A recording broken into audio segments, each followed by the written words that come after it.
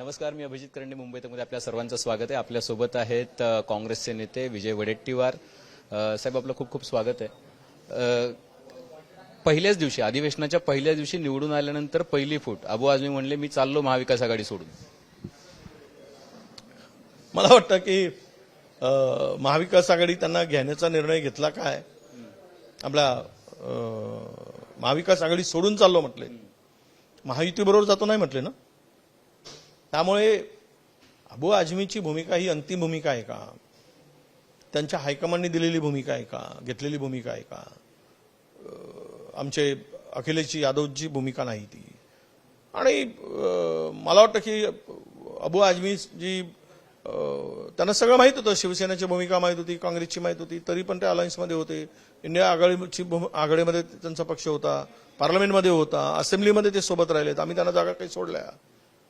तर यामधून आता जी काही भूमिका आली ती पराजयानंतर, सत्तेतून आम्ही बाहेर गेल्यानंतर, मला वाटतं ती हे आमच्याही अकालनी आहे, आम्हाला कळत नाही. पण एक आहे की अबू आझमी अशी भूमिका घेऊ शकत नाही. कुठला ना कुठला तरी दबाव कदाचित त्यांच्यावर असेल म्हणून त्यांनी ती भूमिका घेतली असावी असं आमचं मत आहे. पण त्याही पलीकडे जाऊन आम्ही त्यांच्याशी चर्चा करू, हायकमांडशी त्यांच्या चर्चा करू आणि ते आमच्या सोबत राहावेत आणि राहावे यासाठी आमचा प्रयत्न करू. कोणाचा दबाव आहे असं वाटतं अबू आझमीवर? नाही तर अबू आझमीवर दबाव असल्याशिवाय अबू आझमी असा निर्णय घेत नाही. दबाव कुठला आहे ते योग्य वेळी सांगू, कळेल. कसला दबाव असतो कमीत कमी अशा वेळेचं, ज्याला असे लोक निर्णय घेतात राजकीय? कुठे ना कुठेतरी दबाव असतोच. असं असतं, कोणी अळकित्ता बनतो, कोणी सुपारी बनतो. कोण सुपारी आणि कोण अळकित्ता येणारा काळ सांगेल. अळकित्ता बनवणारा स्टेप असतो, त्याला कधीच तुटायचं नसते, त्याला कातरायचंच असते. पण सुपारी ज्यांची बनते ते मात्र अळकित्ता सापडून तुडत दोन तुकडेच पडायचे असतात. त्यामुळे सुपारीला आपला जीव वाचवा लागतो अळकित्त्यापासून. आता सुपारी झालेत थोडक्यात तुमच्या मते अबू आझमी? मला असं वाटतं सुपारी अडकित्ता कोण आहे ते सांगा, म्हणजे मग बाकी सगळं क्लिअर होईल. आता अडकित्ता सत्तेवाल्यापाशीच असतो. अडकित्ता कोणाची असते? भाजपच्या अडकित्त्यात आहे. घरातला अडकित्ता हा मुखियापाशी असतो. कोणी कोणाच्या हातात अडकित्ता देत नाही, तो आपला सुपारी कातरत बसतो. तसं आता राज्य देशाचे मुखिया कोण तुम्हाला माहिती आहे? पण ते एका प्रकारे शिवसेना उकसवते ना. एक शिवसेनेनी 6 डिसेंबरचा बाबरी मस्जिद उद्ध्वस्त केल्याचा फोटो जो आहे तो ट्विट करून म्हटलं की आम्हाला अभिमान आहे. अलायन्समध्ये असताना अशा पद्धतीचं ट्विट करणं हे एका प्रकारे महाविकास आघाडीला छेद देण्यासारखं. ते स्टेटमेंट कुठल्या ह्याच्यात आलं? ज्या पद्धतीनं मतांचं पोलरायझेशन आता अलीकडे सुरू झालं, जो तो हिंदू हिंदू म्हणत, काल परवा एक स्टेटमेंट एका कोकणातील आमदारांचं आलं, नितेश राणेंचं. मला एकही मुस्लिम वोट मिळाला नाही. हे कसं कळलं? नाही मिळालं हे सांगण्याची गरज नाही. नाही मिळालं असेल का तो, पण हे गुप्त मतदान आहे ना. हे मतांच्या पोलरायझेशन कटेंगे बटेंगे एम सेप हे सगळ्या जागे बाबा झाल्या. त्यामुळे हिंदू मुस्लिमांचं मतांचं एक विभाजन झालं, करण्याचा प्रयत्न केला, काही ठिकाणी सक्सेस मिळाला. अशा वेळेस शिवसेनेची त्यांची मूळची भूमिका आहे, त्याला घेऊन ट्विट करण्याचं काम केलं असेल, ट्विट केलं असेल की काय म्हणतात तुम्ही, कुठला हिंदुत्व सांगताय, त्यावेळेस तुम्ही कुठे होतात, त्यावेळेस तुम्ही बिळात का होतात वगैरे. ती भूमिका नेहमी ते मांडतात. त्यामुळे ती काही नवीन भूमिका असं माझं मत नाही. अबू आझमी आपल्या शिवसेनेची भूमिका, जे काही ट्विट झालंय ते. तुम्हाला अडचण नाही त्या ट्विटची? काँग्रेसला काय अडचण नाही? त्या भूमिका त्यांची नेहमीचीच राहिलेली आहे. आम्ही अलायन्स केलंय, इंडिया आघाडीमध्ये आलोय, मोदीच्या चुकीच्या धोरणांच्या विरुद्ध आम्ही एकत्र आलोय. आमची आयडिओलॉजी दोघांची वेगळी आहेच मुळात. त्यांनी जरी तो ट्विट केला तरी चालणार आहे तुम्हाला? काँग्रेसला चालणार आहे, काय अडचण नाही. काँग्रेसला चालायचा विषय नाही. बाबरी मस्जिद पडल्यानंतर त्यावेळेस त्यांची भूमिका ती स्पष्टच होती.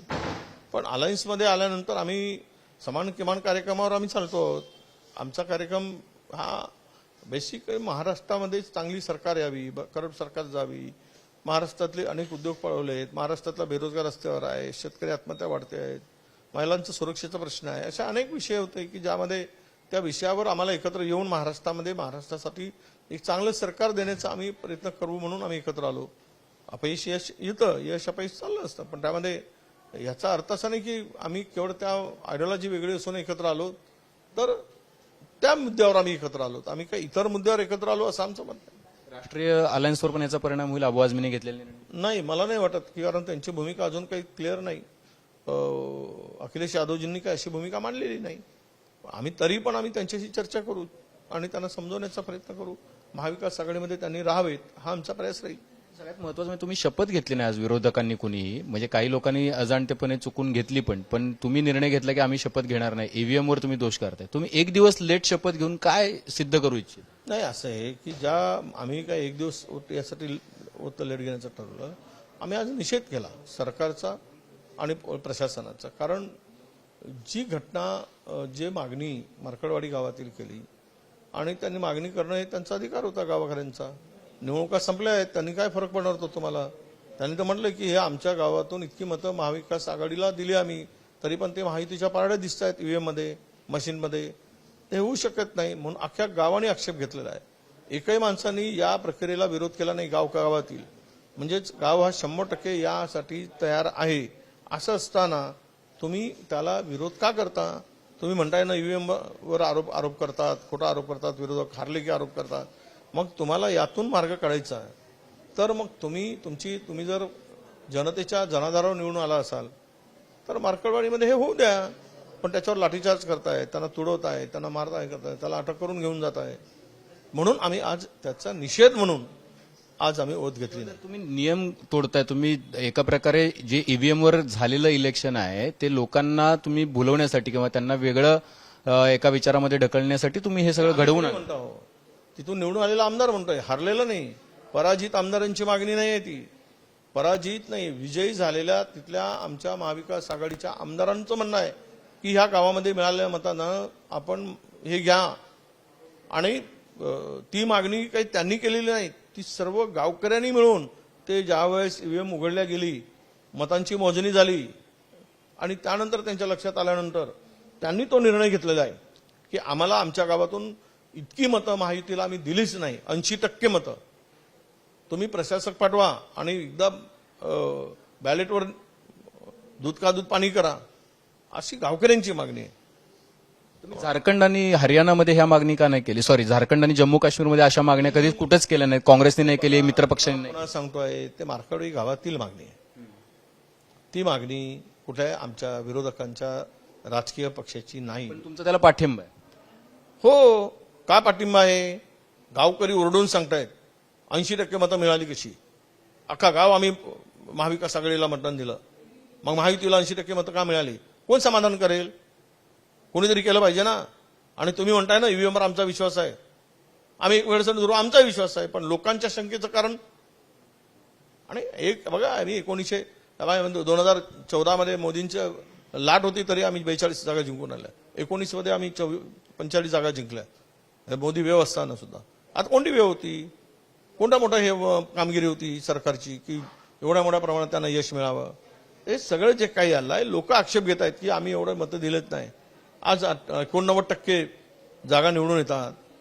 त्यांनी जर बाकीच्या 8-10-15 जागा फार कमी मतांनी पडल्या, म्हणजे काय 100% निकाल देणारा राज्यात दुसरं काय? 89% निकाल देणारा युपी नाही, कुठलंही राज्य नाही.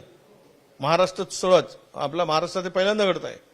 लोकांना शंका आहे, शंकेचं निरसन करणं आणि ईव्हीएमवरचा विश्वास ठाम करणं हे सरकारचं काम आहे. त्यामुळे मार्कडवाडी घेऊन घ्यावी आणि दूध का दूध पाणी का नाही, स्वच्छ आहे ना, क्लिअर आहे ना, लोक मग टाकतील. एकदा काउंट करा, लागू द्या पत्ता. नाही तुम्ही ईव्हीएमवर नाही, जनतेच्या मतावर निवडून आलात, हा विश्वास लोकांचा होऊ द्या. म्हणजे महाराष्ट्रातील सर्वाधिक लोकप्रिय सरकार कोणाचं आहे याच्यावर शिक्कामोर्तब होईल. तुमचा आवाज राहील विधानसभेत असं वाटतंय? खूप कमी संख्या, विरोधी पक्ष नेता सुद्धा आमचा आवाज होणार नाही. कोणाची ताकद नाही. आम्ही जनतेसाठी ज्यावेळेस लढू, आम्हाला वैयक्तिक हितासाठी थोडी लढायचं. आम्ही आमचं काम महाराष्ट्रातील 14 कोटी जनतेसाठी आहे. आम्हाला त्यांच्यासाठी काम करायचं. त्यांचं अहित होत असेल, त्यांचं नुकसान होत असेल, महाराष्ट्राचं नुकसान होत असेल, तरी कोणाचा माहीचा लाल नाही की तो आमचा आवाज दाबू शकेल. तेवढाच आवाज आमचा राहील, जो काल होता आजही राहील. शेवटचा प्रश्न आहे, अजित पवारांची 1000 कोटीची जी मालमत्ता आहे ती इन्कम टॅक्सनं आज मुक्त केलेली आहे, ती परत त्यांच्या ताब्यात मिळालेली आहे. अजित पवारांना त्याबद्दल विचारलं, ते म्हणाले आज आनंदाचा दिवस आहे, पेढा खा, म्हणजे आमची सत्ता आलेली आहे म्हणून. तुमची काय प्रतिक्रिया? आमची प्रतिक्रिया एवढीच आहे की भाजपनी बिचारा अजितदादाला परेशान त्यावेळेस करायला नको होतं. स्वच्छ प्रतिमेचे दादा होते, विनाकारण डाग लावला आणि सोबत घेतला आणि पुन्हा त्यांच्यावर तो डाग पुसून काढायसाठी स्वतः प्रयत्न केला. त्याबद्दल भाजपसारख्या महान पक्षाचं आभार मानले पाहिजे. आणि दादासारख्या प्रामाणिक नेत्यांना जो संकट अडचण आणून ठेवली, त्यांना मानसिक त्रास दिला, त्याबद्दल दादांनी स्वतः प्रायश्चित्त घेण्यापेक्षा आभार मानून त्यातून आनंदी जीवन जगावं अशा आमच्या त्यांना शुभेच्छा. सामाजिक कार्यकर्ते अंजली दमाने असं म्हणतात की ही भाजपची खेळी आहे की त्या म्हणतात की आधी तुम्ही आरोप करता, संपत्ती जप्त करता आणि भाजपसोबत गेल्यानंतर ती संपत्ती परत देताय. नवीन काय आहे? अंजली दमाने नवीन काय म्हणतायत? आतापर्यंत त्यांच्या घरात असं आहे की भाजप असं एक नावाचं घर आहे जिथे बाहेर दुसऱ्या घरात राहतो तो डागाळलेला असतो, त्यांच्या घरात गेला की एकदम स्वच्छ होतो. त्यांच्याकडे फार तशी अरेंजमेंट केलेली आहे. तुम्ही आमच्या घरात या, तुम्ही माखलेले घाणेरडे कपडे डाग पाडून या, तुम्ही कितीही कोणत्याही आरोपामध्ये लिप्त असाल, आमच्याकडे आल्यानंतर आम्ही निर्णय घेऊ की तुम्ही स्वच्छ झालेच पाहिजेत आणि स्वच्छ झाल्याशिवाय तुम्हाला आमच्या घरातून आम्ही बाहेर पडू देणार नाही. आणि ते स्वच्छ करून घेतलं म्हणून आता त्यांनी घराच्या अंगणात, घराच्या आसपास आनंदानं जगावं. धन्यवाद वडेट्टीवार साहेब, वेळात वेळ काढून तुम्ही मुंबई तपशी बातचीत केली त्याबद्दल. पण मुद्दा असा आहे की या घडीला राज्यातलं वातावरण बघितलं तर अबू आझमींनी घेतलेला निर्णय असेल किंवा मार्कडवाडीची घटना असेल, या सगळ्यावरती काँग्रेसनं एका प्रकारे त्याला पाठिंबा देऊन एक दूध का दूध किंवा पाणी का पाणी या सगळ्या गोष्टीबद्दल व्हावं अशी भूमिका घेतलेली आहे. कॅमेरामन साहिलसह अभिजित, मुंबईत.